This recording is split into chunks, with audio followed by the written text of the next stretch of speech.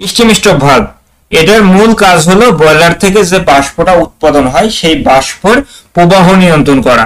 সেই ক্ষেত্রে বাষ্পের প্রবাহ বন্ধ করা বা বাষ্পের প্রবাহ চালু করা, এই কাজগুলো এই ভালভের মাধ্যমে করা হয়।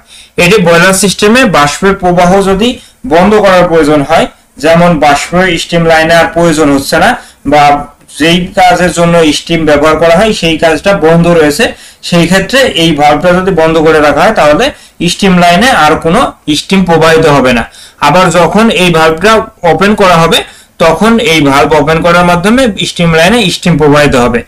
এই স্টিম ভালভটা মূলত বিভিন্ন ধরনের যন্ত্রাংশের সমন্বয়ে তৈরি করা হয়, যেমন এখানে দেখানো হয়েছে একটা হুইল, এর পাশে ইয়োক রয়েছে, গ্ল্যান্ড রয়েছে, স্পিন্ডল রয়েছে, এর পাশে বডি রয়েছে, ভালভ রয়েছে এবং ফ্লান্স এবং ভালভ সিট রয়েছে। যখন এই হ্যান্ড হুইলটা ঘোরানো হবে তখন এই নিচের যে ভালভ সিটটা, এই সিটটা যখন নিজের অবস্থান পরিবর্তন করবে তখন এই ভালভটা ওপেন হয়ে যাবে এবং ওপেন হয়ে যাওয়ার কারণে স্টিম ইন হয়ে স্টিমটা বের হয়ে যাবে। এবং যখন আবার এই হ্যান্ড হুইলটা ঘোরানো যাবে তখন এই ভালভ সিটটা যখন নিজের অবস্থানে বসে যাবে তখন এই ভালভটা বন্ধ হয়ে যাবে।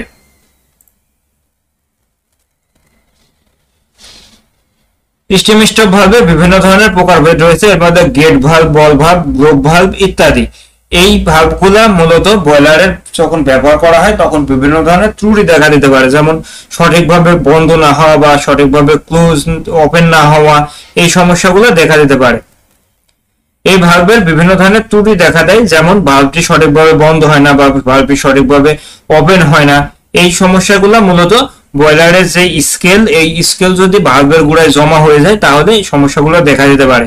সেই ক্ষেত্রে নিয়মিত বয়লারে যদি সঠিক পরিমাণে পরিশোধিত পানি ব্যবহার করা হয় তাহলে এই সমস্যাগুলো সহজে দেখা দেয় না, এবং এই ভালভগুলো যদি নিয়মিত ক্লোজ এবং ওপেন করা হয় তাহলে এই সমস্যাগুলো খুব একটা দেখা দেয় না। সেফটি ভালভ কি?